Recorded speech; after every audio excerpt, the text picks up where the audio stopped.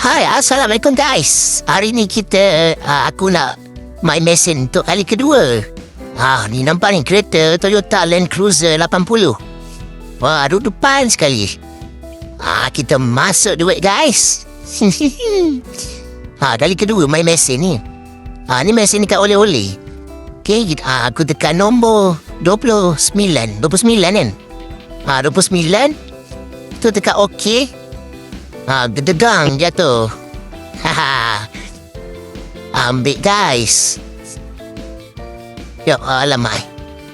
Dapat juga guys. Toyota Land Cruiser 80. Jadilah guys. Buat rasa-rasa. Kan? Ni kereta JDM ni. Nampak dia letak stiker kat atas tu. Kereta JDM.